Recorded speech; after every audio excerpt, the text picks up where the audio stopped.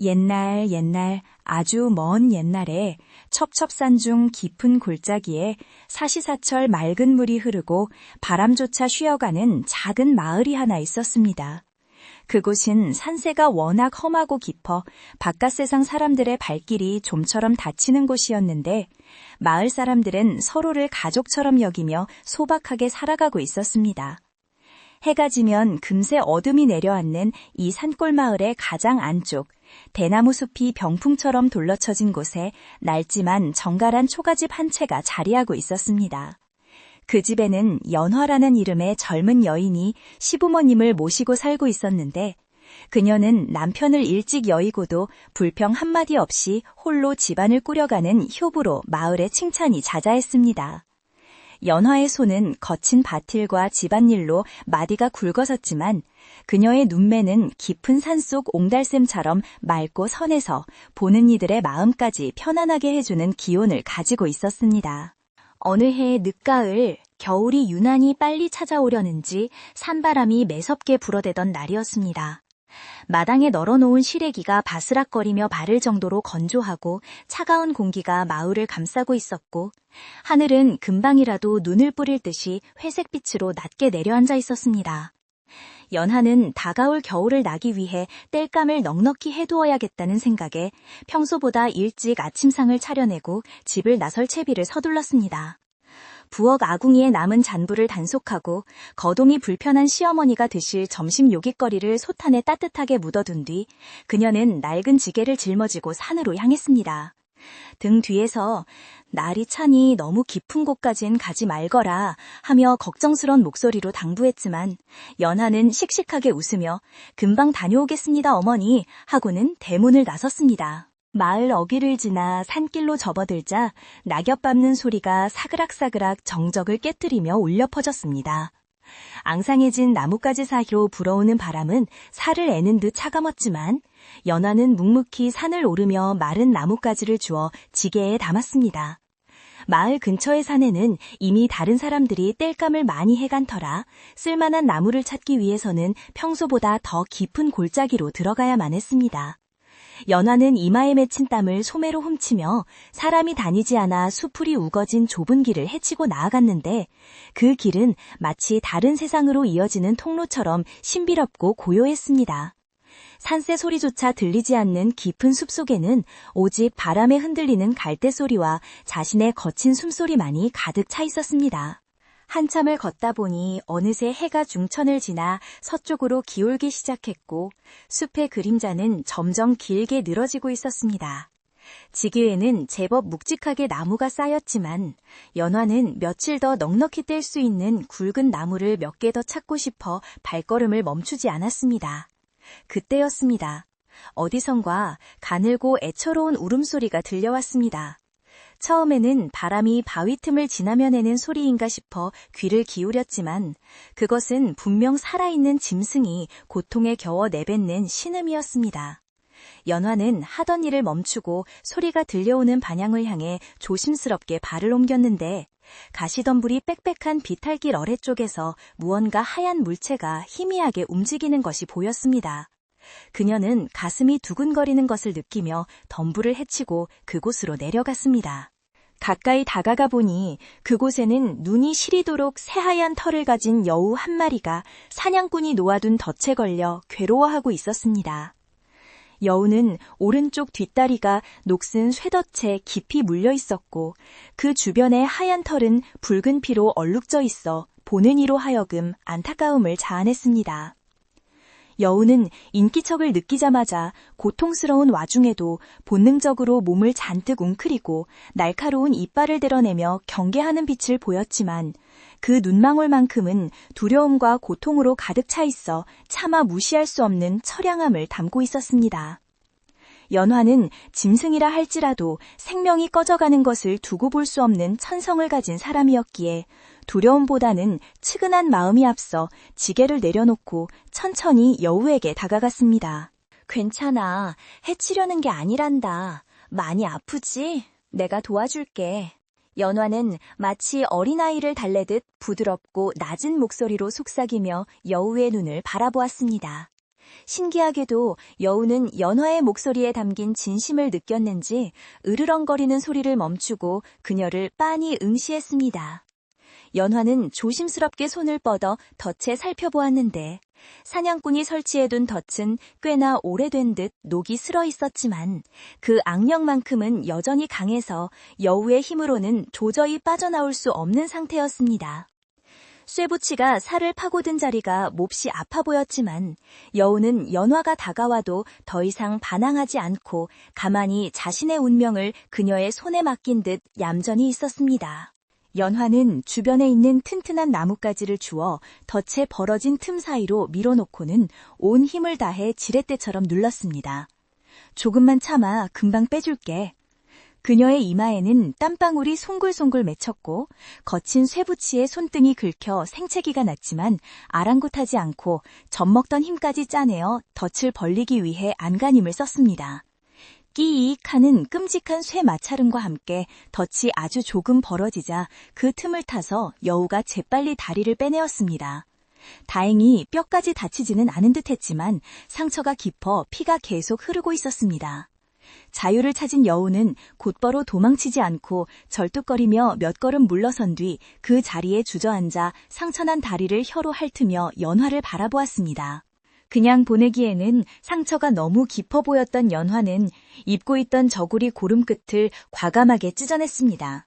그리고는 주저없이 여우에게 다시 다가가 피가 흐르는 다리를 조심스럽게 감싸주기 시작했습니다. 야생의 짐승이 사람의 손길을 이토록 얌전하게 받아들이는 것은 매우 드문 일이었지만 이 흰 여우는 마치 자신이 도움을 받고 있다는 사실을 정확히 알고 있는 영물처럼 굴었습니다. 연화가 천으로 상처 부위를 단단히 묶어 지혈을 해주자 여우는 낮은 소리로 끙끙거리며 연화의 손등에 자신의 머리를 살짝 비비기도 했습니다. 그 따뜻하고 부드러운 감촉에 연화는 묘한 전류를 느꼈고 이 만남이 단순한 우연이 아님을 직감했습니다. 이제 됐어. 어서 가렴. 다시는 이런 것에 걸리지 말고 조심해서 다녀야 한다. 치료를 마친 연화가 여우의 머리를 한번 쓰다듬어주고는 자리에서 일어났습니다. 여우는 잠시 동안 연화의 얼굴을 깊은 눈으로 올려다보더니 절뚝거리는 다리로 천천히 숲속을 향해 걸음을 옮겼습니다. 몇 걸음 가다가는 멈춰서서 뒤를 돌아보고 또 몇 걸음 가다가는 멈춰서서 연화를 바라보기를 여러 번 반복했습니다. 늦 오후의 햇살이 숲 사이로 비쳐들어와 여우의 흰 털을 황금빛으로 물들이는 광경은 마치 꿈속의 한 장면처럼 비현실적으로 아름다웠습니다. 연화는 여우가 시야에서 완전히 사라질 때까지 그 자리에 서서 그 뒷모습을 지켜보았습니다. 여우가 사라진 숲은 다시금 고요에 잠겼고 연화는 퍼뜩 정신을 차리고 하늘을 올려다보았습니다. 어느새 해가 산마루에 걸려 붉게 타오르고 있었고 숲은 빠르게 어둠 속으로 잠겨들고 있었습니다. 서둘러 내려가지 않으면 산속에서 길을 잃을 수도 있는 상황이었기에 연화는 서둘러 지게를 다시 짊어지고 하산을 서둘렀습니다. 내려오는 길은 올라갈 때보다 훨씬 발걸음이 가벼웠지만 마음 한구석에는 방금 만난 흰 여우의 그 신비로운 눈빛이 지워지지 않고 계속 맴돌았습니다. 그 눈빛은 단순한 짐승의 것이라기보다는 무언가 말하고 싶어하는 사람의 눈빛과도 닮아 있어 기이한 여운을 남겼습니다. 마을에 도착했을 때는 이미 땅거미가 짙게 깔려 집집마다 저녁 짓는 연기가 모락모락 피어오르고 있었습니다. 연화네 집 굴뚝에서도 연기가 나지 않는 것을 보니 시부모님이 춥게 계실까 걱정이 되어 발걸음을 재촉했습니다. 대문에 들어서자마자 마루에 앉아 기다리던 시어머니가 이제야 오는구나. 산짐승이라도 만난 줄 알고 얼마나 걱정했는지 모른다며 안도의 한숨을 내쉬었습니다. 연화는 옷자락이 찢어진 것을 들키지 않으려 얼른 지게를 내려놓고 부엌으로 들어가며 땔감이 좋은 게 많아 조금 욕심을 부리느라 늦었습니다. 죄송해요, 어머니 하고 밝게 대답했습니다. 하지만 그녀의 가슴 속에는 산에서 있었던 기이한 만남이 비밀스러운 보석처럼 간직되어 있었습니다. 부엌에 들어선 연화는 익숙한 손놀림으로 아궁이에 불을 지피고 저녁밥을 안쳤습니다. 타닥타닥 타오르는 장작불빛을 바라보고 있으니 아까 산에서 만난 여우의 하얀 털이 불현듯 떠올랐습니다. 그 여우는 지금쯤 어디서 추위를 피하고 있을지, 상처는 덧나지 않을지 괜한 걱정이 들기도 했습니다. 밥물이 끓어넘치는 소리에 화들짝 놀라 솥뚜껑을 열면서도 연화는 오늘 자신이 한 일이 과연 잘한 일인지 아니면 산신의 영역을 침범한 것은 아닌지 묘한 기분에 사로잡혔습니다. 옛 어른들의 말에 짐승을 함부로 구하면 복이 되기도 하고 화가 되기도 한다던데 그 여우의 눈빛은 분명 선한 기운을 품고 있었으니 나쁜 일은 없을 것이라 스스로를 위로했습니다. 저녁상은 조촐했습니다. 된장찌개 하나와 김치, 그리고 나물 몇 가지가 전부였지만 가족이 둘러앉아 먹는 밥상은 언제나 따뜻했습니다. 숟가락을 뜨며 시아버지가 올겨울은 눈이 많이 올 모양이다. 무릎이 시큰거리는 걸 보니 하고 혼잣말처럼 중얼거렸습니다. 연화는 시아버지의 밥그릇에 밥을 꾹꾹 눌러 담으며 내일은 읍내에 나가 약이라도 한 재 지어오겠습니다 하고 말했습니다.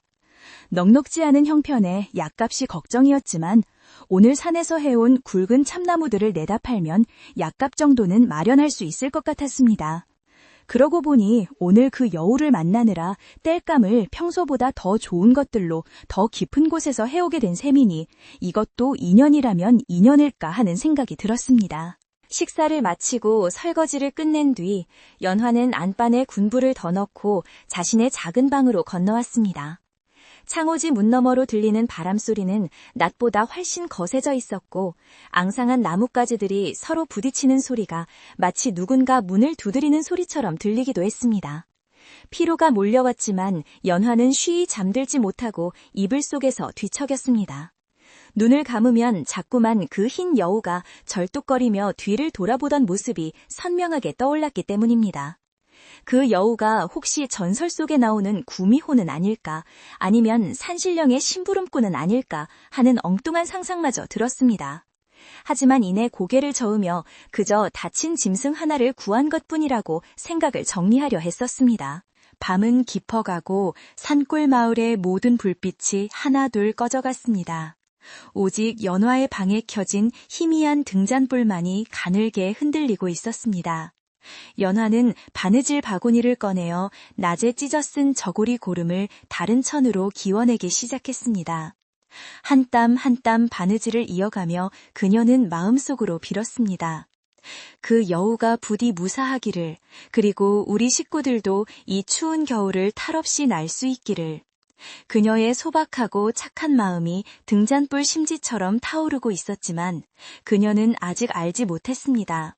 오늘 그녀가 베푼 그 작은 친절이 이 조용한 산골 마을과 그녀의 운명을 어떻게 뒤흔들어 놓을지, 그리고 그 흰 여우가 몰고 올 거대한 이야기의 서막이 이제 막 올랐다는 것을 말입니다.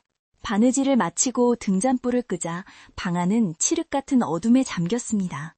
밖에서는 여전히 바람이 윙윙거리며 산을 휘감고 돌았고 멀리서 늑대인지 개인지 모를 짐승의 울음소리가 길게 이어졌습니다. 연화는 이불을 머리까지 끌어올리며 잠을 청했습니다. 꿈결 속에서 그녀는 다시 숲속에 서 있었고 눈앞에는 하얀 안개가 자욱했습니다. 그 안개 속에서 누군가 자신을 부르는 듯한 소리가 들려왔지만 그 모습은 보이지 않았습니다. 그날 밤 연화네 집 주위를 맴도는 낯선 기운이 있었지만 피곤에 지친 연화는 깊은 잠에 빠져 그것을 눈치채지 못했습니다. 내일은 또 어떤 하루가 기다리고 있을지 다가올 운명의 파도는 아주 조용히 그러나 확실하게 연화의 집 문턱을 향해 밀려오고 있었습니다.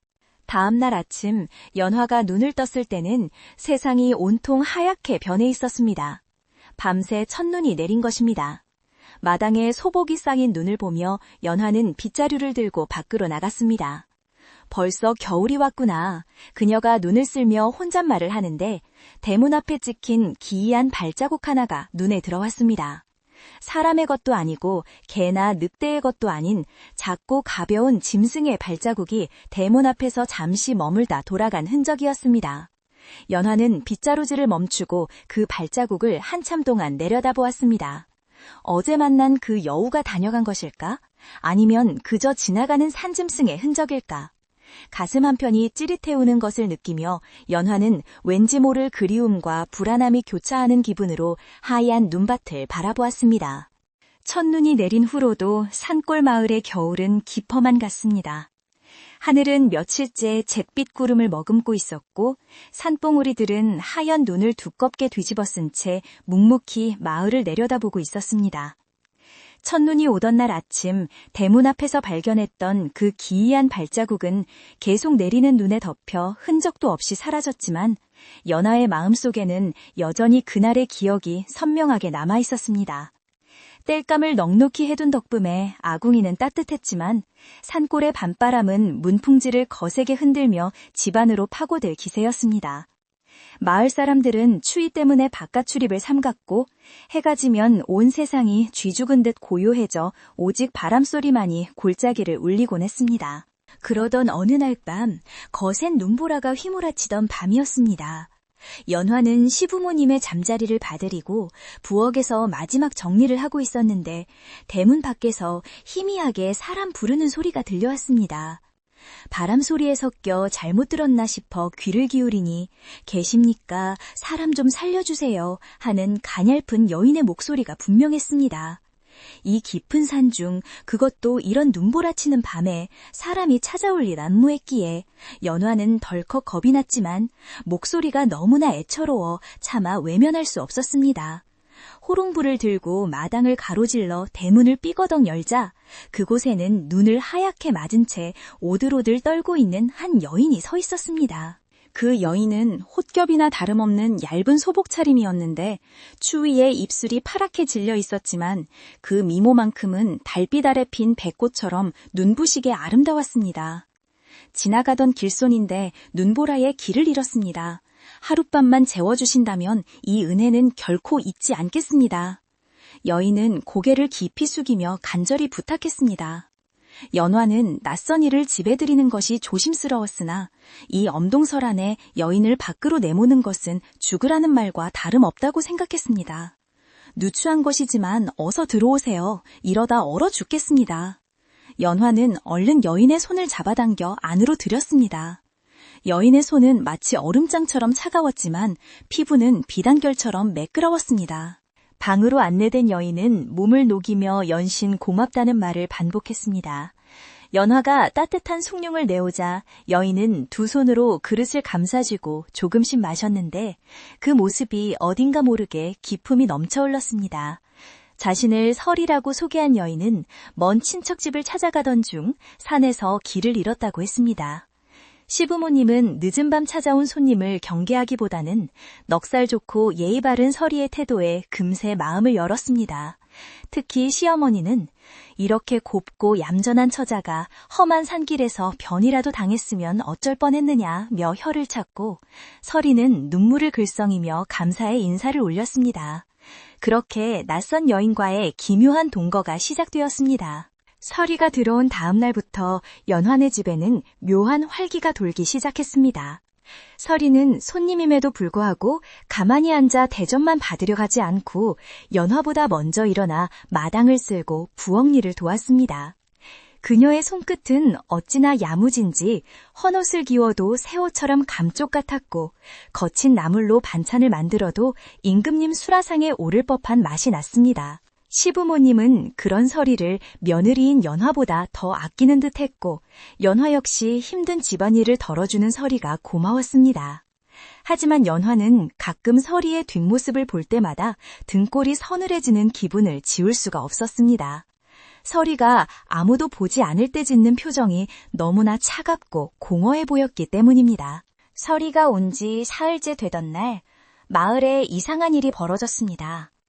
연화네 집 건너편에 사는 박서방네 닭장문이 뜯겨나가고 키우던 남탁 3마리가 감쪽같이 사라진 것입니다. 짐승의 소행이라면 깃털이 날리고 피가 낭자해야 할 터인데 현장은 마치 닭들이 제 발로 걸어나간 것처럼 깨끗했습니다.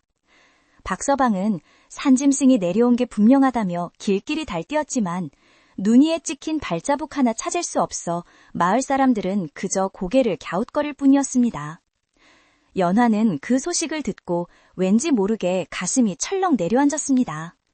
그날 새벽 화장실을 다녀오다 마루 끝에 앉아 어둠을 응시하던 서리의 모습이 떠올랐기 때문입니다.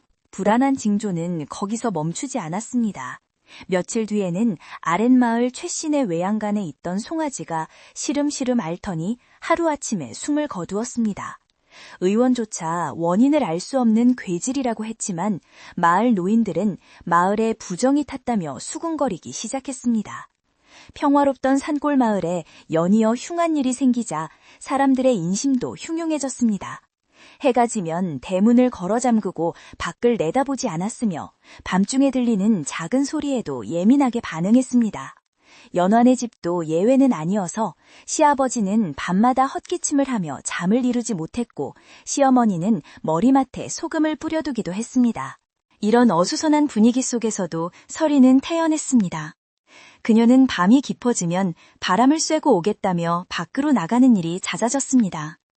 연화가 밤길이 위험하니 나가지 말라고 말려도 서리는 빙긋이 웃으며 저는 추위를 타지 않으니 걱정 마세요. 잠시 달 구경을 하려는 것뿐입니다. 라고 대답하고는 훌쩍 밖으로 나갔습니다. 연화는 차마 그녀를 따라 나설 용기가 없어 방문 틈으로 그녀가 사라지는 방향을 지켜보곤 했습니다. 서리는 발소리 하나 내지 않고 어둠 속으로 스며들 듯 사라졌는데 그녀가 나간 뒤에는 어김없이 멀리서 늑대 울음소리 같은 것이 들려오곤 했습니다. 연화의 의심은 눈덩이처럼 커져만 갔습니다. 어느 날 오후 연화는 마을 우물가로 물을 기르러 갔습니다. 그곳에는 마을에서 가장 나이가 많고 영험하기로 소문난 삼포 할머니가 앉아 있었습니다. 삼포 할머니는 눈이 멀어 앞을 보지 못했지만 냄새와 소리만으로 사람의 속마음까지 꿰뚫어 본다는 신통한 노파였습니다.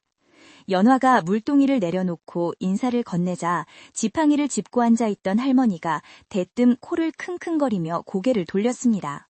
누구냐? 연화 아니냐? 할머니의 목소리는 평소보다 날카롭고 엄했습니다. 연화가 네 할머니, 날이 추운데 왜 나와 계세요? 하고 묻자 할머니는 대답 대신 연화의 옷자락을 더듬어 잡았습니다. 너 요새 집에 들이지 말아야 할 것을 들였구나. 삼포 할머니의 말에 연화는 심장이 멎는 듯 했습니다. 그게 무슨 말씀이세요, 할머니? 연화가 떨리는 목소리로 되물었습니다. 할머니는 찡그린 얼굴로 허공에 대고 냄새를 맡더니 낮고 쉰 목소리로 속삭였습니다. 네 몸에서 비릿하고 눅눅한 짐승 냄새가 진동을 한다. 사람의 탈을 썼으나 사람이 아닌 것이 네 집에 뙬해를 틀고 있어. 그년이 들어온 뒤로 마을의 흉사가 끊이지 않는 게야. 연화는 서리의 얼굴을 떠올리며 아무 말도 할 수 없었습니다. 할머니의 말이 비수처럼 가슴에 꽂혔기 때문입니다. 할머니, 그럼 제가 어찌해야 합니까? 연화가 다급하게 물었습니다. 삼포 할머니는 연화의 손을 꽉 잡으며 힘주어 말했습니다. 조심해야 한다. 그것은 사람의 간을 빼먹으려는 요물일 수도 있고 집안을 망하게 할 귀신일 수도 있다. 오늘 밤 그년이 잠들지 않고 밖으로 나가거든 뒤를 밟아보아라. 정체를 알아야 쫓아낼 것 아니냐. 하지만 절대 들켜서는 안 된다. 네 목숨이 위험할 수도 있어. 할머니의 경고는 무서웠지만 연화는 더 이상 가만히 있을 수 없다는 것을 깨달았습니다. 이대로 두었다가는 자신뿐만 아니라 시부모님 그리고 마을 전체가 위험해질 수 있다는 생각이 들었습니다. 집으로 돌아오는 길 연화의 발걸음은 천근만근 무거웠습니다. 멀리 보이는 초가집 굴뚝에서 저녁 연기가 피어오르고 있었는데 평소라면 따뜻하게 느껴졌을 그 풍경이 오늘은 왠지 모르게 을씨년스럽게 보였습니다. 대문에 들어서자 마당을 쓸고 있던 서리가 환하게 웃으며 연화를 맞이했습니다. 언니 오셨어요? 날이 추운데 고생 많으셨죠? 서리의 미소는 여전히 아름답고 다정했지만 삼포 할머니의 말을 들은 연화의 눈에는 그 미소가 섬뜩한 가면처럼 느껴졌습니다. 연화는 애써 태연한 척하며 그래, 별일 없었지? 하고 짧게 대답하고는 부엌으로 들어갔습니다. 저녁 식사 시간, 밥상머리에서도 긴장감은 계속되었습니다. 시아버지는 이웃마을 김진산에서도 어젯밤에 죽었더더라. 이게 도대체 무슨 난리인지 모르겠다며 한숨을 쉬었습니다. 서리는 묵묵히 밥을 먹으며 정말 큰일이네요. 밤단속을 잘해야겠어요. 라고 맞장구를 쳤지만 그녀의 눈빛은 흔들림 없이 고요했습니다. 연화는 서리의 밥그릇을 유심히 보았는데 밥알이 거의 줄지 않은 것을 발견했습니다. 서리는 집에 온 뒤로 음식을 거의 먹지 않거나 먹는 신용만 할 뿐이었습니다. 사람이 곡기를 끊고 어찌 저리 멀쩡할 수 있을까? 연화의 의심은 이제 확신으로 바뀌어가고 있었습니다. 그날 밤 연화는 자는 척하며 이불 속에서 숨을 죽이고 기다렸습니다. 시부모님의 코는 소리가 들리고 사방이 조용해지자 옆방문이 조심스럽게 열리는 소리가 들렸습니다. 서리였습니다. 사그락거리는 옷자락 소리가 마루를 지나 마당으로 향했고 이내 대문 빗장이 열리는 소리가 났습니다. 연화는 벌떡 일어나 겉옷을 챙겨 입고 살금살금 밖으로 나갔습니다. 달빛이 구름에 가려 사방이 어두웠지만 눈 쌓인 길 위로 서리의 하얀 소복이 희미하게 보였습니다. 서리는 마을 뒤편 대나무 숲을 지나 산 쪽으로 빠르게 걸어가고 있었습니다. 연화는 숨소리조차 죽이며 그 뒤를 쫓았습니다. 산길은 험하고 미끄러웠지만 서리는 마치 나는 듯이 가볍게 산을 올랐습니다. 연화는 몇 번이나 미끄러질 뻔하며 간신히 거리를 유지했습니다. 서리가 도착한 곳은 인적이 끊긴 낭떠러지 근처의 오래된 성황당 앞이었습니다. 그곳은 마을 사람들이 두려워하여 잘 가지 않는 곳이었습니다.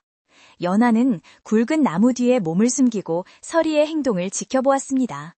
성황당 앞에 선 서리는 하늘을 올려다보며 무언가 알 수 없는 주문을 외우는 듯 중얼거리더니 갑자기 입고 있던 소복을 벗어던지고 바닥에 엎드렸습니다. 그 순간 구름 사이로 달이 모습을 드러내며 성황당 앞을 환하게 비추었습니다. 연화는 자신의 눈을 의심했습니다. 서리가 엎드린 자리에는 사람이 아닌 꼬리가 9 달린 듯 풍성하고 거대한 흰 여우의 그림자가 어른거리고 있었습니다. 하지만 자세히 보니 그것은 완전한 여우의 모습도 사람의 모습도 아닌 기괴한 형상이었습니다. 서리의 몸에서 뿜어져 나오는 하얀 김이 주위를 감쌌고 그녀는 고통스러운 듯 몸부림치며 낮은 신음소리를 냈습니다. 그때였습니다. 숲속 깊은 곳에서 크르르 하는 맹수의 위협적인 소리가 들려왔습니다. 그것은 서리를 향한 것이 분명했습니다. 연화는 공포에 질려 입을 틀어막았지만 다리가 후들거려 도저히 움직일 수가 없었습니다. 서리는 그 소리에 벌떡 일어나 숲을 향해 날카로운 눈빛을 보냈습니다. 그녀의 눈은 낮에 보던 선한 눈이 아니었습니다. 시퍼란 안광이 이글거리는 맹수의 눈이었습니다. 나와라, 더 이상 숨어서 비겁하게 굴지 말고. 서리가 숲을 향해 소리치자 어둠 속에서 거대한 검은 그림자가 서서히 모습을 드러냈습니다. 그것은 집채만한 늑대였습니다. 하지만 보통 늑대가 아니었습니다. 털이 쇠수세미처럼 거칠고 눈이 붉게 충혈된 채 입가에 피를 묻히고 있는 흉측한 괴물이었습니다. 늑대 요괴는 입맛을 다시며 서리를 노려보았습니다. 건방진 여우년, 감히 내 사냥터에서 나를 방해해? 연화는 나무 뒤에서 이 믿을 수 없는 광경을 목격하며 숨이 멎을 것만 같았습니다.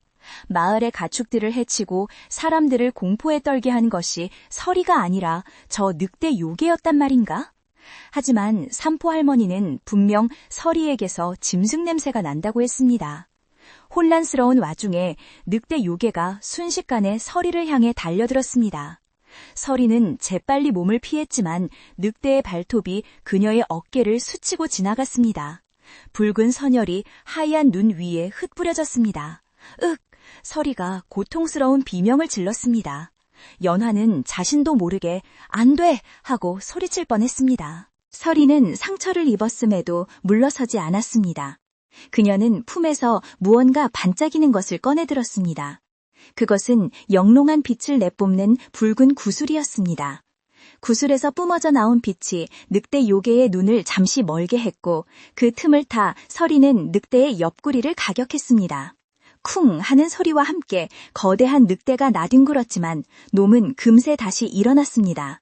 니년이 인간의 정기를 받아 완전해지려나 문데 그 구슬은 내가 먹어주마. 늑대 요괴는 더욱 사나워져서 미친 듯이 날뛰기 시작했습니다. 서리는 힘에 부치는 듯 가쁜 숨을 몰아쉬며 뒤로 주춤거렸습니다. 그녀의 하얀 옷은 이미 흙과 피로 엉망이 되어 있었습니다. 연화는 공포에 떨면서도 한 가지 사실을 깨달았습니다. 서리가 밤마다 나간 것은 마을 사람들을 해치기 위해서가 아니라 저 늑대 요괴를 막기 위해서였다는 것을, 그리고 며칠 전 덫에서 구해주었던 그 흰 여우가 바로 서리라는 사실도 직감적으로 알 수 있었습니다. 은혜를 갚기 위해, 자신을 구해준 연화의 집과 마을을 지키기 위해 그녀는 밤마다 홀로 저 무시무시한 괴물과 싸우고 있었던 것입니다. 하지만 마을 사람들은, 그리고 연화 자신조차 그녀를 의심하고 있었습니다. 미안함과 죄책감이 밀려왔습니다. 그때 늑대 요괴가 다시 한번 서리를 덮쳤고 서리는 벼랑 끝으로 몰렸습니다. 이제 끝이다. 늑대 요괴가 최후의 일격을 가하려는 찰나 마을 쪽에서 웅성거리는 소리와 함께 수많은 횃불이 산을 올라오는 것이 보였습니다. 저기다! 성황당 쪽에 불빛이 보인다! 요물 잡으러 가자! 마을 사람들이 몽둥이와 낫을 들고 몰려오고 있었던 것입니다. 늑대 요괴는 사람들의 기척에 흠칫하더니 재수 없는 놈들, 오늘은 이만 물러가주지. 하지만 두고 봐라 하며 어둠 속으로 재빨리 사라졌습니다. 홀로 남겨진 서리는 철썩 주저앉았습니다. 그녀는 다가오는 횃불 무리를 보며 절망적인 표정을 지었습니다. 이제 그녀는 늑대 요괴와 싸운 상처투성이의 몸으로 분노한 마을 사람들과 마주해야 했습니다. 사람들은 늑대 요괴는 보지 못하고 피 묻은 옷을 입고 쓰러져 있는 서리만을 발견하게 될 것입니다. 모든 정황이 그녀를 범인으로 몰아가고 있었습니다. 나무 뒤에 숨어있던 연화는 선택해야만 했습니다. 이대로 숨어서 침묵할 것인가, 아니면 나서서 진실을 밝힐 것인가. 하지만 자신이 나선다 한들 사람들이 요괴 이야기를 믿어줄 리 만무했습니다.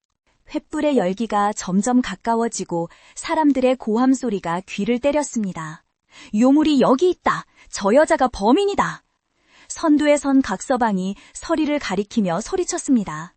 서리는 변명 한마디 하지 않고 체념한 듯 눈을 감았습니다. 연화의 심장은 터질 듯이 뛰었고 손에 땀이 흥건했습니다. 이 긴박한 상황 속에서 과연 연화는 어떤 선택을 하게 될까요? 눈 덮인 산속 차가운 밤공기 속에서 서리의 운명은 풍전등화와도 같았습니다. 산속의 정적을 깨뜨리며 타오르는 수십 개의 횃불은 마치 성난 뱀의 혀처럼 어둠을 날름거렸습니다. 마을 사람들의 거친 숨소리와 고함은 매서운 겨울바람보다 더 차갑고 날카롭게 서리의 심장을 파고들었습니다. 낭떠러지 끝에 몰린 서리는 피 젖은 소복을 입은 채 바들바들 떨고 있었는데 그 모습은 영락없이 죄를 짓고 발각된 요물의 형상이라 사람들의 오해를 사기에 충분했습니다. 박서방은 낫을 허공에 휘두르며 네 인연, 내 닭들을 잡아먹은 것도 모자라 이제는 산신령님 모시는 성황당까지 더럽히느냐 하며 목에 핏대를 세웠습니다. 사람들은 서리의 옷에 묻은 붉은 피를 보며 그녀가 가축을 해친 범인이라 확신했고 두려움이 분노로 바뀌어 당장이라도 그녀를 끌어낼 기세였습니다. 서리는 변명할 기운조차 없는지 그저 고개를 떨군 채 다가오는 운명을 받아들이려는 듯 눈을 감았습니다. 나무 뒤에 숨어 이 모든 광경을 지켜보던 연화의 가슴 속에서는 뜨거운 무언가가 치밀어 올랐습니다. 지금 자신이 나서지 않으면 서리는 억울하게 몰매를 맞거나 목숨을 잃을 것이 분명했습니다. 하지만 요괴와 싸우던 비현실적인 장면을 본 터라 다리가 후들거려 발이 떨어지지 않았습니다. 그러나 연화는 기억해냈습니다. 며칠 전 덫에 걸려 고통스러워하던 그 흰 여우의 맑고 슬픈 눈망울을, 그리고 자신을 바라보며 감사를 표하던 그 따뜻한 몸짓을 말입니다. 서리는 자신을 구해준 은혜를 갚기 위해, 그리고 마을을 지키기 위해 홀로 괴물과 싸우다 상처를 입은 것이었습니다. 은혜를 원수로 갚게 할 수는 없다. 연화는 주먹을 꽉 쥐고 떨리는 다리에 힘을 주었습니다. 그녀는 깊은 숨을 들이마시고 나무 뒤에서 천천히 걸어나갔습니다. 멈추세요. 다들 멈추세요. 연화의 외침이 쩌렁쩌렁하게 울려 퍼지자 흥분해 있던 마을 사람들의 시선이 일제히 그녀에게 쏠렸습니다. 횃불의 불빛 아래 드러난 연화의 얼굴은 창백했지만 눈빛만은 결연했습니다. 박서방이 놀란 표정으로 아니, 연화 씨가 이 야밤에 여기는 웬일이요? 위험하니 어서 비키시오. 저녀는 사람이 아니요. 라고 소리쳤습니다. 연화는 서리의 앞을 가로막고 서서 두 팔을 벌렸습니다. 이 사람은 제 손님입니다. 제가 데리고 나왔습니다. 밤에 잠이 오지 않아 기도를 드리러 함께 왔다가 산짐승의 습격을 받은 것뿐입니다. 가축을 해친 범인이 아닙니다. 연화는 떨리는 목소리를 감추려 애쓰며 또박또박 말했습니다. 거짓말이었지만 지금은 사람들을 진정시키는 것이 우선이었습니다. 마을 사람들은 연화의 등장에 당황하여 웅성거리기 시작했습니다. 평소 거짓말이라고는 할 줄 모르고 마을 어른들을 공경하며 살아온 연화였기에 그녀의 말에는 쉽게 무시할 수 없는 무게가 실려 있었습니다. 산짐승이라니? 그럼 저 피는 뭐란 말이요? 누군가 의심 섞인 목소리로 물었습니다. 연화는 침을 꼴꺽 삼키며 대답했습니다. 내려오다가 늑대떼를 만났습니다. 서리가 저를 보호하려다 다친 것입니다. 보세요. 저 상처는 짐승에게 물리고 핥히워진 상처이지 남을 해치다 생긴 것이 아닙니다. 연화가 서리의 찢어진 옷자락 사이로 드러난 깊게 패인 상처를 가리키자 사람들은 횃불을 들이대며 상처를 살폈습니다. 과연 그것은 사람이나 닭을 해칠 때 생길 수 있는 것이 아니라 맹수에게 당한 끔찍한 열상이었습니다. 하지만 의심의 불씨는 쉽게 꺼지지 않았습니다. 박서방은 여전히 미심쩍은 눈초리로 서리를 노려보며 말했습니다. 그렇다면 왜 하필 이 깊은 밤에 사람들도 잘 안 오는 성황당까지 왔단 말이오. 그리고 아까 늑대 울음소리가 들렸는데 늑대는 어디 가고 이 여자만 있어. 사람들의 분위기가 다시 험악해지려 하자 마을 촌장이 나서서 상황을 정리했습니다. 일단 밤이 늦고 날이 추우니 여기서 이러고 있을 게 아니라 마을로 내려가자.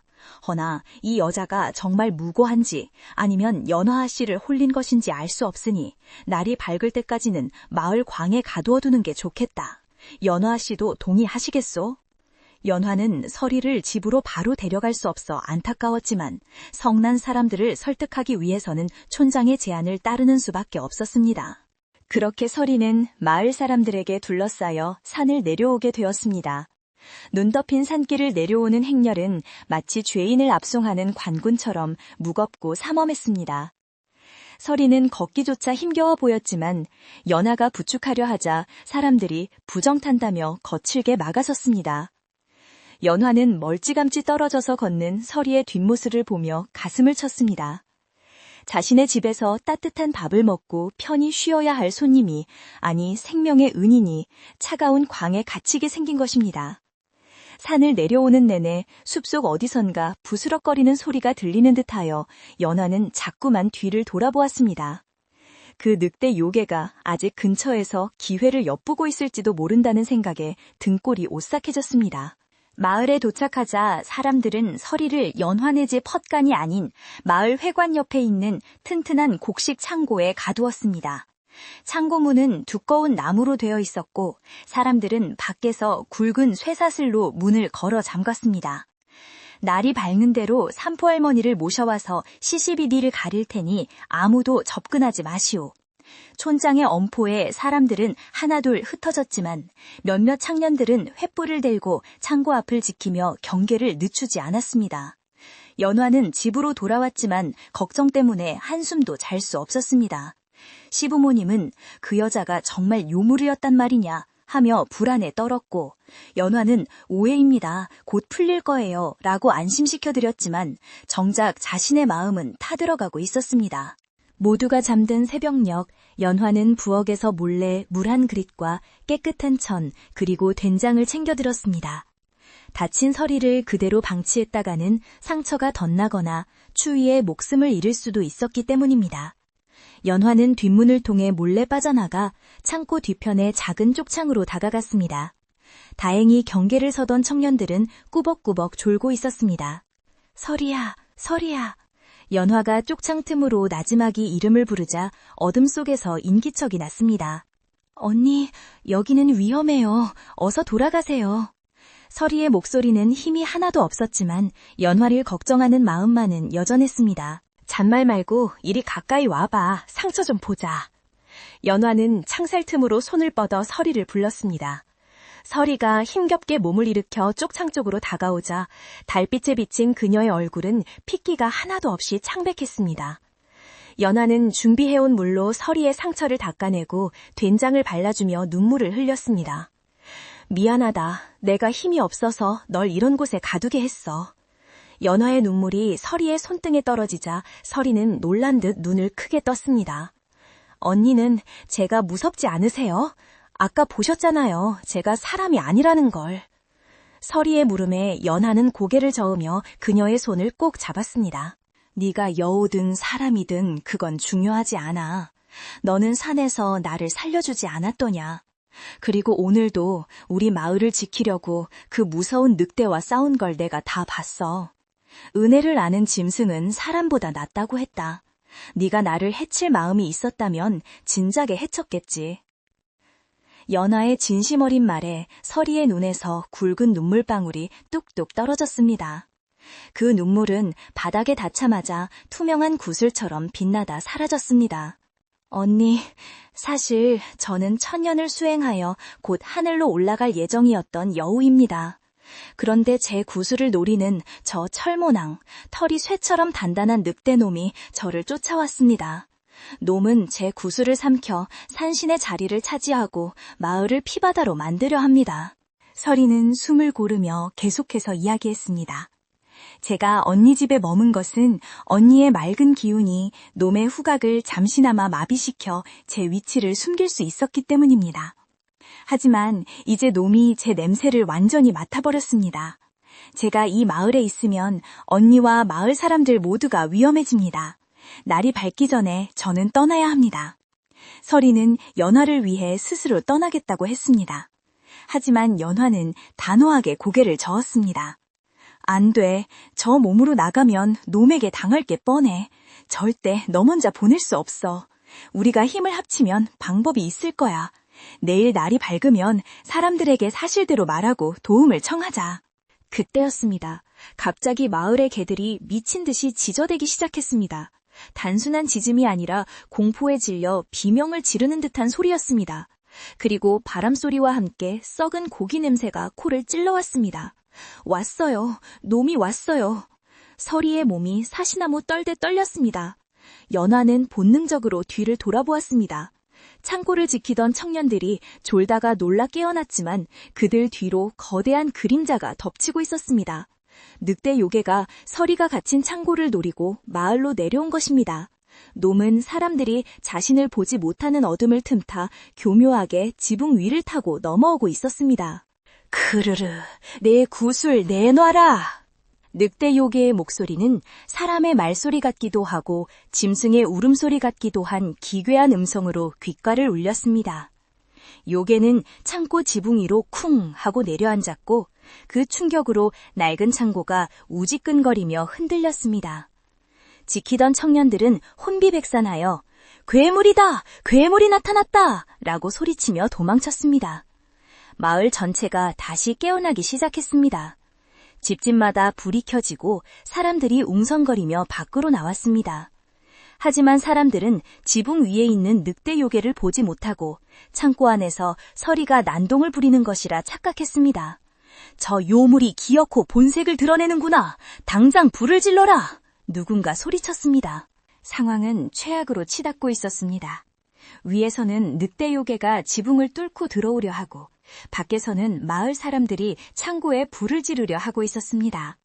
서리는 도간에 든 쥐꼴이 되었습니다. 연화는 다급하게 창고 문 앞으로 달려갔습니다. 안 돼요. 불을 지르면 안 돼요. 연화가 팔을 벌려 사람들을 막아섰지만 흥분한 사람들의 귀에는 아무것도 들리지 않았습니다. 박서방이 횃불을 들고 다가왔습니다. 비키시오. 전현이 요술을 부려 집을 무너뜨리려 하지 않소. 그때 지붕이 뚫리며 늑대 요괴의 거대한 앞발이 창고 안으로 쑥 들어왔습니다. 콰직하는 소리와 함께 나무 기둥이 부러져 나갔습니다. 사람들은 그제야 지붕 위를 올려다보았습니다. 칠흑 같은 어둠 속에 붉게 타오르는 두 개의 눈동자가 공중에 떠 있었습니다. 그리고 달빛에 비친 흉측한 늑대의 주둥이가 드러나자 사람들은 비명을 지르며 주저앉았습니다. 저게 뭐야? 늑대 요괴는 사람들의 공포를 즐기는 듯 소름 끼치는 웃음소리를 냈습니다. 어리석은 인간들, 내 먹잇감을 가둬놓아 주어 고맙구나. 요괴는 이제 거칠 것이 없다는 듯 지붕에서 뛰어내려 창고 앞을 막아선 연화와 대치했습니다. 거대한 몸집에서 뿜어져 나오는 악취와 살기가 연화를 덮쳤습니다. 연화는 금방이라도 기절할 것 같았지만 등 뒤에 있는 서리를 생각하며 이를 악물었습니다. 창고 안에서 서리가 비틀거리며 문을 두드렸습니다. 언니, 피하세요. 놈은 저를 노리는 겁니다. 제발 비키세요. 서리의 절규에도 연화는 물러서지 않았습니다. 그녀는 바닥에 떨어져 있던 낫을 집어들었습니다. 평생 바칠만 하던 거친 손이었지만 그 어느 때보다 강하게 낫자루를 쥐었습니다. 내 집 손님이다. 짐승놈이 함부로 건드릴 수 없어. 연화의 눈빛이 매섭게 빛났습니다. 늑대 요괴는 가소롭다는 듯 코웃음을 쳤습니다. 하찮은 인간 계집이 감히 나에게 돈 비느냐. 니년 먼저 찢어주마. 늑대가 연화를 향해 도약하려는 순간 연화는 낫을 든 손을 높이 치켜들었습니다. 그녀는 두려움 속에서도 자신이 해야 할 일을 정확히 알고 있었습니다. 바로 그때 마을 어귀에서 지팡이 짚는 소리가 또렷하게 들려왔습니다. 멈춰라! 이 썩은 내 나는 짐승아! 삼포 할머니였습니다. 앞이 보이지 않는 할머니가 손자의 부축을 받으며 비틀거리는 걸음으로 걸어오고 있었습니다.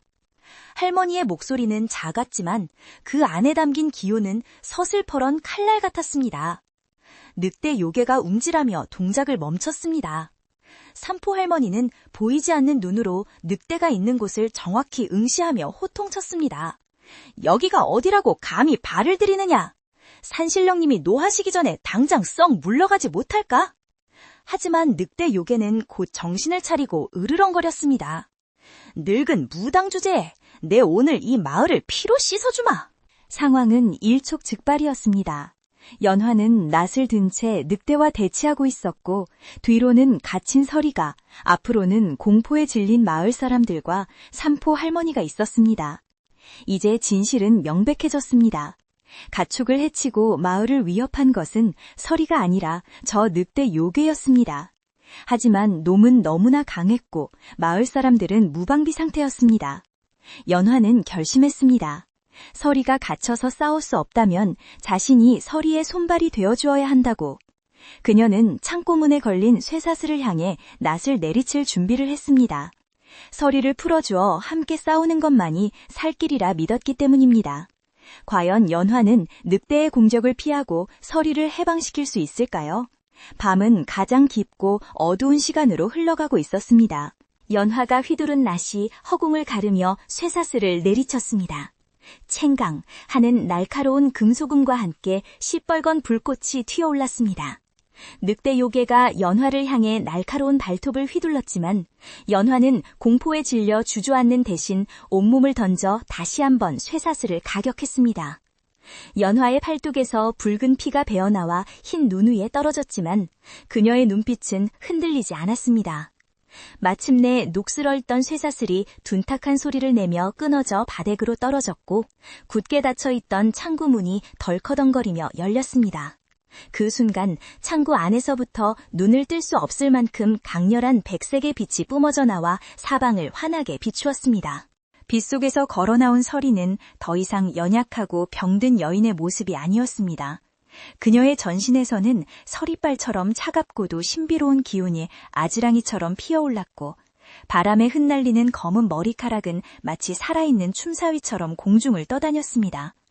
서리가 긴 소매를 휘두르자 강력한 돌풍이 일어나 연화를 덮치려던 늑대 요괴를 뒤로 밀어냈습니다.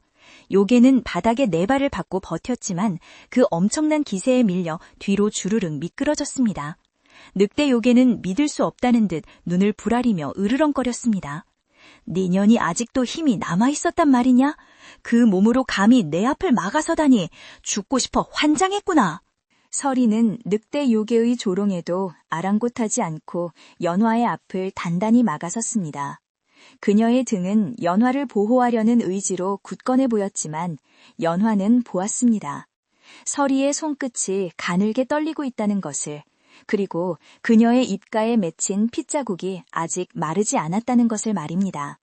서리는 뒤를 돌아보지 않은 채 낮고 침착한 목소리로 연화에게 말했습니다.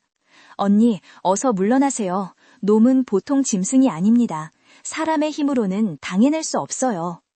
하지만 연화는 낫을 쥔 손에 힘을 주며 고개를 저었습니다. 아니, 나도 싸울 거야. 너 혼자 죽게 내버려두지 않아. 이 마을의 일은 우리 마을 사람들이 해결해야 해. 그때 멍하니 서 있던 마을 사람들의 귓가에 삼포 할머니의 호통소리가 천둥처럼 울려 퍼졌습니다. 무얼 하고들 있느냐? 저 여우가 목숨을 걸고 우리를 지켜주고 있지 않느냐? 짐승도 은혜를 아는데 사람이 되어서 구경만 할 셈이냐? 할머니는 보이지 않는 눈으로 허공을 향해 지팡이를 휘두르며 소리쳤습니다. 불이다!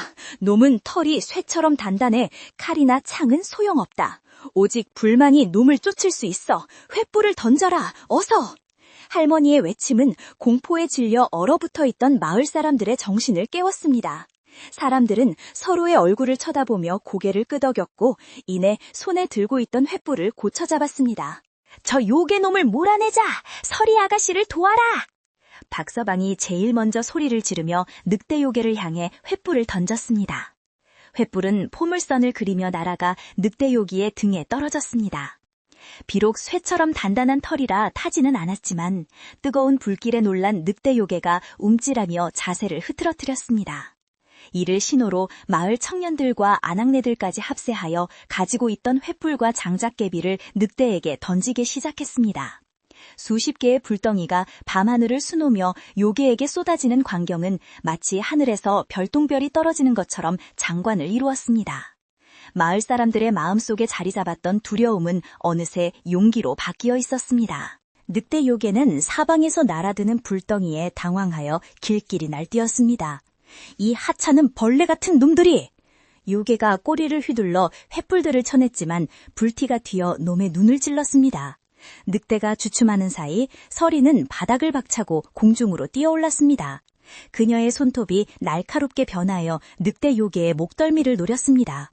쾅 하는 소리와 함께 두 요괴가 공중에서 부딪혔고 그 충격파로 인해 주변에 쌓여있던 눈들이 폭풍처럼 흩날렸습니다. 연화는 눈을 뜰 수 없는 강풍 속에서도 서리의 이름을 부르며 기도를 올렸습니다. 제발 이 싸움에서 무사하기를, 제발 우리가 이 밤을 무사히 넘길 수 있기를. 싸움은 치열했습니다. 늑대 요괴는 압도적인 힘과 덩치로 서리를 밀어붙였고 서리는 빠른 몸놀림과 신비한 도술로 맞섰습니다. 하지만 시간이 갈수록 서리의 움직임은 눈에 띄게 둔해졌습니다. 이미 깊은 상처를 입은 몸으로 무리하게 힘을 쓰고 있었기 때문입니다. 늑대 요괴는 그 틈을 놓치지 않고 서리의 옆구리를 들이받았습니다. 서리는 비명조차 지르지 못하고 허공에서 튕겨나가 연안의 집 담벼락에 처박혔습니다. 와르르 무너진 담벼락 흙더미 속에서 서리가 피를 토하며 쓰러졌습니다. 하얀 소복은 흙과 피로 엉망이 되었고 그녀의 호흡은 꺼져가는 촛불처럼 위태로워 보였습니다. 서리야! 연화가 비명을 지르며 서리에게 달려갔습니다. 늑대 요괴는 승리의 미소를 지으며 천천히 그들에게 다가왔습니다. 이제 끝낼 시간이다. 니년의 간과 구슬을 모두 삼키고 이 마을 놈들을 모조리 씹어 먹어주마. 요괴의 입에서 흐르는 침이 바닥에 떨어져 치익 소리를 내며 눈을 녹였습니다. 연화는 쓰러진 서리를 자신의 몸으로 감싸 안으며 늑대 요괴를 노려고맞습니다. 그녀의 눈에는 눈물이 가득했지만 그 안에는 죽음을 각오한 결기가 서려 있었습니다. 오려거든 나부터 죽이고 와라. 내 목숨이 붙어있는 한 서리 털끝 하나 건드리지 못한다. 늑대 요괴는 코웃음을 치며 앞발을 높이 쳐들었습니다. 원한다면 그렇게 해주지. 거대한 발톱이 연화의 머리 위로 떨어지려는 찰나 서리가 연화의 품에서 힘겹게 눈을 떴습니다. 그녀는 연화의 따뜻한 체온과 떨리는 심장 소리를 느끼며 생각했습니다. 이토록 따뜻한 사람을, 나를 위해 목숨을 버리려는 이 사람을 죽게 할 수는 없어. 서리의 눈동자가 다시 한번 신비로운 붉은 빛으로 타오르기 시작했습니다. 그녀는 마지막 남은 힘을 쥐어짜내어 자신의 단전에 집중했습니다. 1000년 동안 수행하며 모아온 정기, 곧 하늘로 승천할 수 있게 해줄 유일한 열쇠인 여우구슬을 꺼내기로 결심한 것입니다. 서리가 입을 벌리자 그 안에서 눈부시게 영롱한 붉은 구슬이 천천히 떠올랐습니다. 그 구슬이 나타나자 주위의 공기가 순식간에 멈춘 듯 고요해졌고 늑대 요괴조차 그 아름다운 빛에 홀려 공격을 멈추고 멍하니 바라보았습니다. 그것은 단순한 보석이 아니라 살아있는 생명력 그 자체였습니다. 늑대 요괴의 눈이 탐욕으로 번들거렸습니다. 그래, 저거다. 저것만 있으면 나는 산신이 될 수 있어. 늑대는 연어 따위는 안중에도 없다는 듯 오직 구슬만을 향해 입을 크게 벌리고 달려들었습니다. 서리는 슬픈 미소를 지으며 연화를 바라보았습니다. 언니, 고마웠어요. 부디 평안하세요. 서리는 구슬을 조종하여 늑대 요괴의 입속으로 쏘아보냈습니다. 늑대 요괴는 구슬이 제 발로 입안으로 들어오자 쾌재를 부르며 꿀꺽 삼켰습니다. 크하, 드디어 내 것이 되었다. 이제 천하가 내 발 아래 있다. 요괴는 기쁨에 겨워 포효했습니다. 하지만 그 환희는 찰나에 불과했습니다. 구슬을 삼킨 늑대의 뱃속에서부터 무시무시한 열기가 뿜어져 나오기 시작했습니다. 서리의 구슬은 맑고 순수한 기운의 결정체였기에 사악하고 탁한 요괴의 몸속에 들어가자 상극의 반응을 일으키며 폭주하기 시작한 것입니다. 늑대의 붉은 눈동자가 공포로 물들었습니다. 이게 뭐냐? 뜨거워! 배가 타들어간다. 늑대 요괴는 비명을 지르며 땅바닥을 뒹굴었습니다. 놈의 입과 코 그리고 귀에서 시뻘건 화염과 검은 연기가 뿜어져 나왔습니다. 뱃속에서부터 타오르는 성스러운 불길은 쇠처럼 단단하다던 늑대의 털과 가죽을 순식간에 재로 만들어버렸습니다. 꺼내줘. 제발 이 구슬을 꺼내줘. 요괴는 괴로움에 몸부림치며 서리에게 애원했지만 이미 늦은 일이었습니다. 마을 사람들은 숨을 죽이고 그 처참하고도 경이로운 광경을 지켜보았습니다. 거대했던 늑대의 형상은 점점 줄어들더니 마침내 한 줌의 검은 재가 되어 겨울바람에 허무하게 흩어져 버렸습니다. 늑대 요괴가 사라진 자리에는 붉은 빛을 잃고 희미하게 금이 간 구슬만이 덩그러니 남았습니다. 그리고 힘을 모두 소진한 서리는 그대로 바닥에 쓰러졌습니다. 그녀의 모습은 다시 하얀 소복을 입은 여인으로 돌아와 있었지만 숨소리가 들리지 않을 만큼 미약했습니다. 서리야, 정신 차려! 연화가 서리를 끌어안고 오열했습니다. 그녀의 눈물이 서리의 창백한 뺨 위로 뚝뚝 떨어졌습니다. 마을 사람들도 하나둘 조심스럽게 다가왔습니다. 그들의 얼굴에는 오해에서 미안한 마음과 생명을 구해준 것에 대한 깊은 감사가 뒤섞여 있었습니다. 시어머니가 떨리는 손으로 서리의 이마를 짚으며 말했습니다. 아가, 죽지 마라. 우리가 잘못했다. 제발 눈 좀 떠보거라. 연하는 바닥에 떨어진 빛을 잃은 구슬을 주어 서리의 손에 쥐어주었습니다. 이게 네 목숨줄이라며 다시 가져가. 제발 일어나. 연화의 간절한 목소리가 닿았는지 서리의 손가락이 미세하게 움직였습니다. 서리가 아주 힘겹게 눈을 뜨고 연화를 바라보았습니다.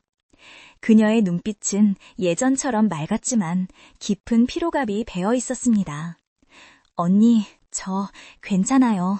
놈은 사라졌나요? 연하는 고개를 세차게 끄덕이며 서리를 더욱 꽉 끼워안았습니다. 그래, 사라졌어. 네가 이겼어. 이제 아무도 널 해치지 않아. 주변을 둘러싼 마을 사람들은 누가 먼저랄 것도 없이 무릎을 꿇거나 고개를 숙여 서리에게 예를 표했습니다.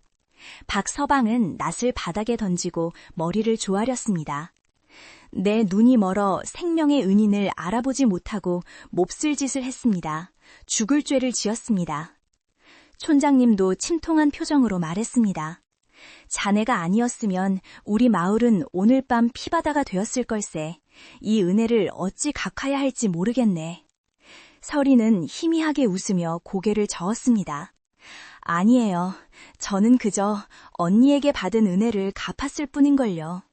그녀의 목소리는 겨울바람처럼 가냘팠지만 사람들의 가슴을 따뜻하게 울렸습니다. 새벽닭이 회를 치며 아침이 밝아오고 있었습니다.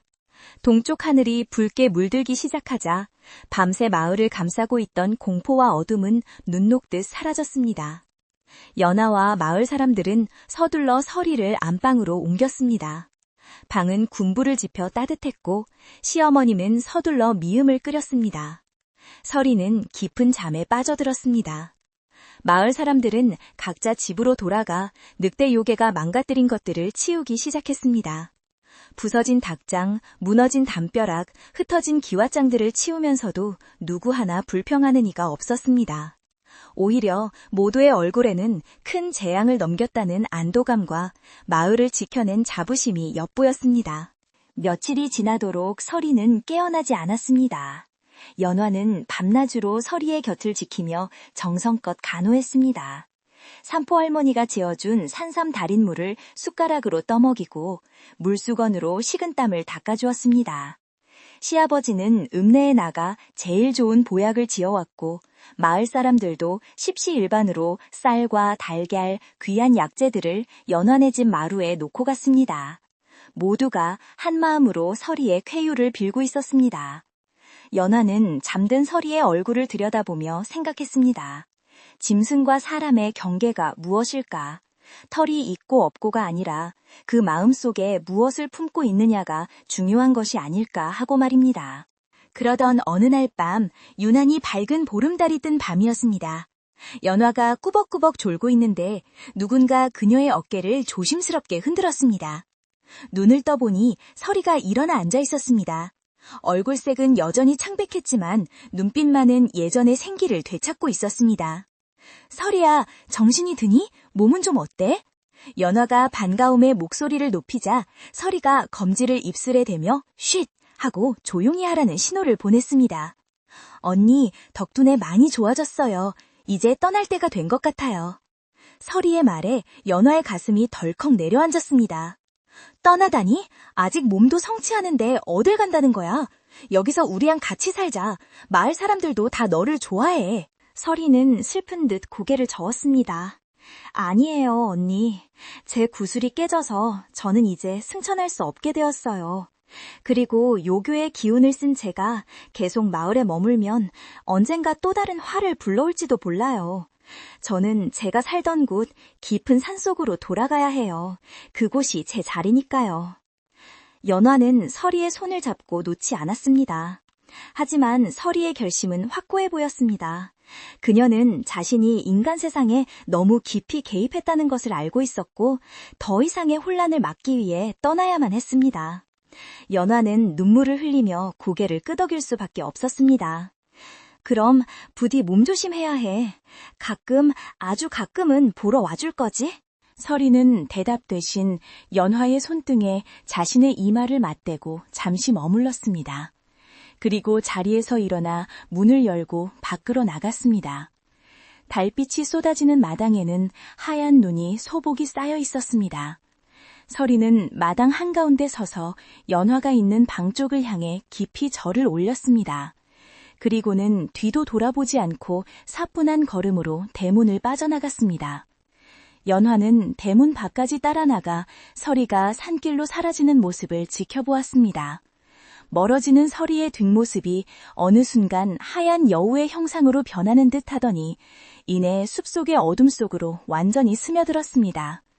바람이 불어와 연화의 볼에 흐르는 눈물을 식혀주었습니다. 서리가 떠난 뒤 산골 마을에는 다시 고요한 아침이 찾아왔습니다.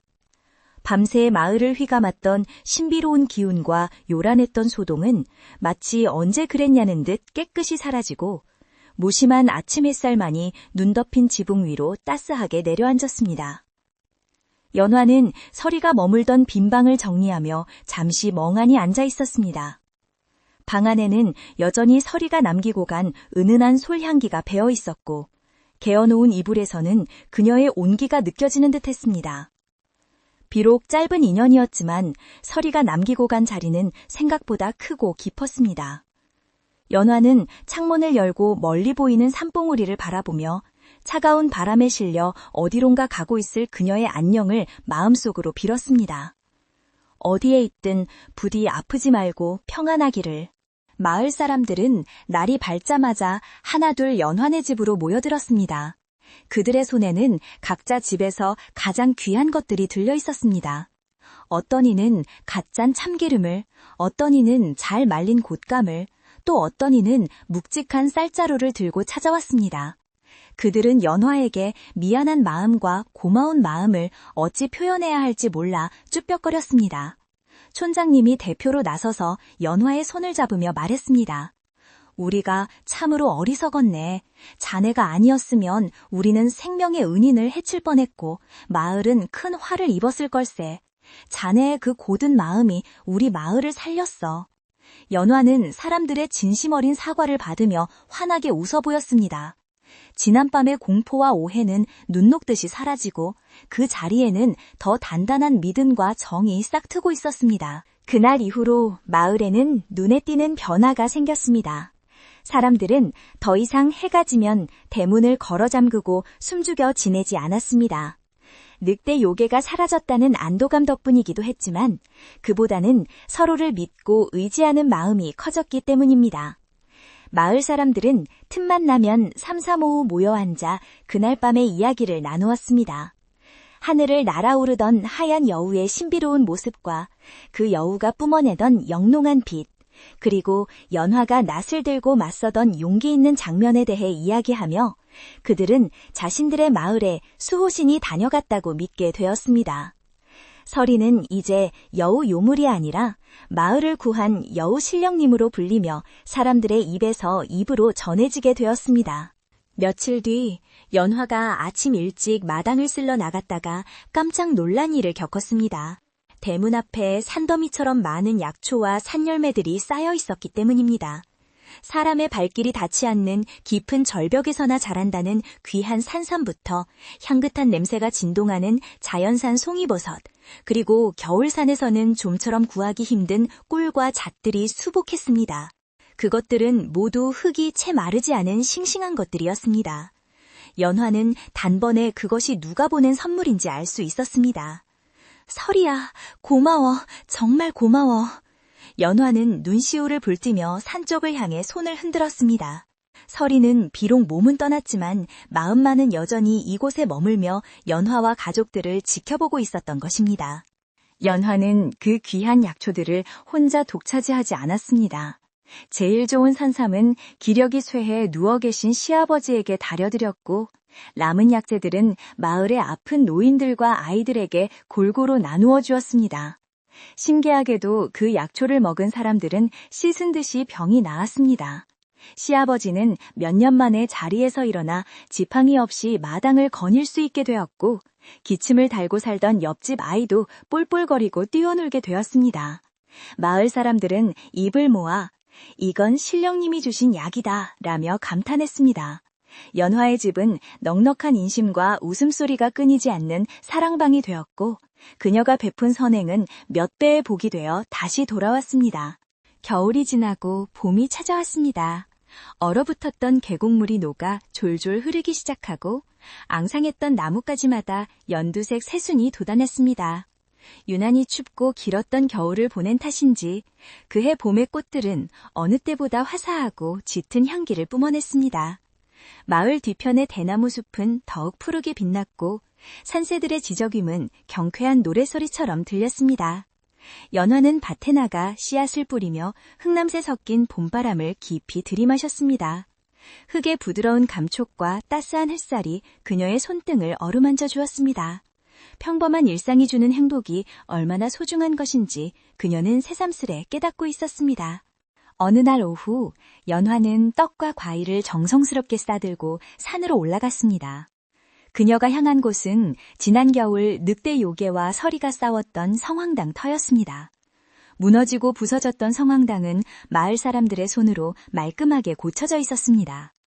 사람들은 늑대 요괴의 흔적을 지우고 그 자리에 서리를 기리는 작은 돌탑을 쌓아두었습니다. 연화는 돌탑 앞에 음식을 차려놓고 두 손을 모아 절을 올렸습니다. 설이야, 잘 지내지? 네 덕분에 우리 마을은 이렇게 평화롭단다. 부디 그곳에서도 외롭지 않게 지내렴. 바람이 불어와 나뭇잎을 흔들며 마치 대답이라도 하듯 사락거리는 소리를 냈습니다. 연화가 기도를 마치고 돌아서려는데 돌탑 위에 놓인 하얀 산꽃 한 송이가 눈에 들어왔습니다. 분명 방금 전까지는 없었던 꽃이었습니다. 주변을 둘러보았지만 인기척은 없었습니다. 다만 멀리 숲속 나무 사이로 하얀 옷자락 같은 것이 언뜻 보였다가 사라졌을 뿐입니다. 연화는 미소를 지었습니다. 굳이 말하지 않아도, 굳이 얼굴을 보지 않아도 알 수 있었습니다. 설이가 다녀갔다는 것을, 그리고 여전히 자신을 잊지 않고 있다는 것을. 그 짧은 교감만으로도 연화의 가슴은 벅차올랐습니다.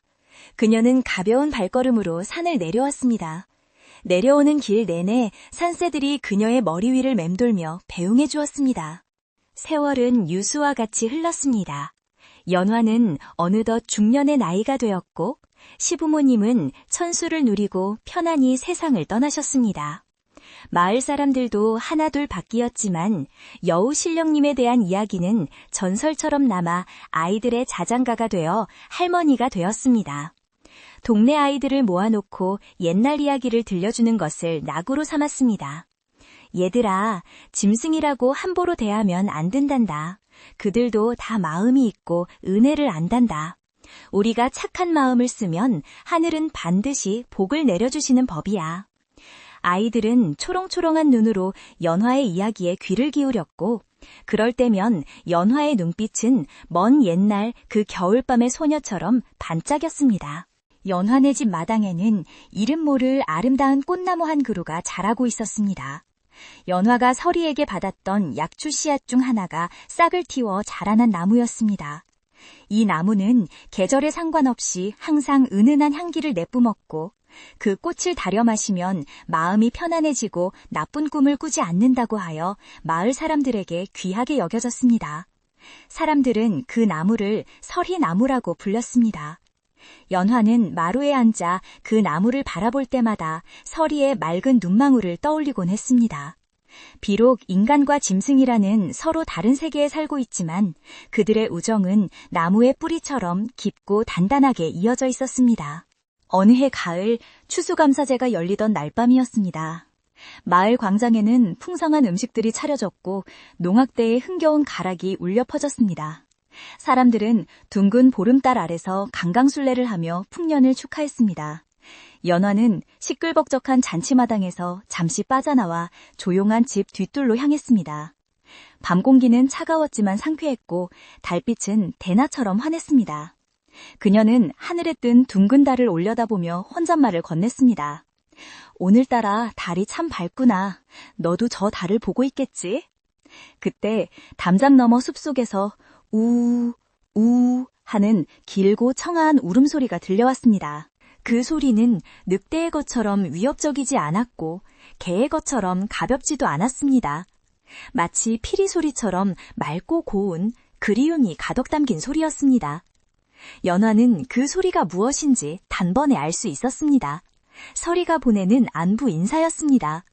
이제는 완전히 산신이 되어 숲을 지키고 있을 그녀가 옛 친구를 위해 보내는 축하의 노래였습니다. 연화의 눈가에 기쁨의 눈물이 고였습니다. 그래, 들었어. 고맙다. 정말 고마워. 연화는 소리가 들려온 쪽을 향해 깊이 허리 숙여 담리했습니다. 울음소리는 메아리처럼 산골짜기를 울리다 서서히 잦아들었고 다시 평온한 정적이 찾아왔습니다. 이제 이야기가 끝을 향해 갑니다. 연화는 그 후로도 오랫동안 마을의 큰 어른으로 존경받으며 행복하게 살았습니다. 그녀의 집은 언제나 열려 있었고 배고픈 길손이나 다친 짐승들은 언제든 쉬어갈 수 있었습니다. 사람들은 연화의 집을 복으로 부르는 집이라 불렀지만 연화는 알고 있었습니다. 그 복은 자신이 만든 것이 아니라 작은 생명을 소중히 여겼던 그 마음이 불러온 선물이라는 것을요. 그리고 첩첩산 중 깊은 골짜기 어딘가에는 지금도 하얀 털을 가진 신비로운 여우가 바위 위에 앉아 마을의 평화를 지켜보고 있을지도 모릅니다. 밤이 깊었습니다. 산골 마을의 등불도 하나둘 꺼지고 사람들은 따뜻한 아랫목에서 고단한 몸을 누입니다. 밖에는 바람이 불어 나뭇가지를 흔들지만 방 안은 아늑하고 평화롭습니다. 오늘 밤 여러분의 꿈속에도 하얀 여우가 찾아와 행운의 구슬을 놓고 갈지도 모릅니다. 그러니 걱정일랑 모두 내려놓고 편안한 마음으로 이불을 덮으세요. 착한 마음을 가진 이들에게는 언제나 따뜻한 결말이 기다리고 있다는 것을 기억하면서 말이죠. 저 달빛이 산골 마을을 포근하게 감싸주듯 따뜻하고 평안한 잠이 여러분을 감싸 안기를 바랍니다. 저 달빛이 산골 마을을 포근하게 감싸주듯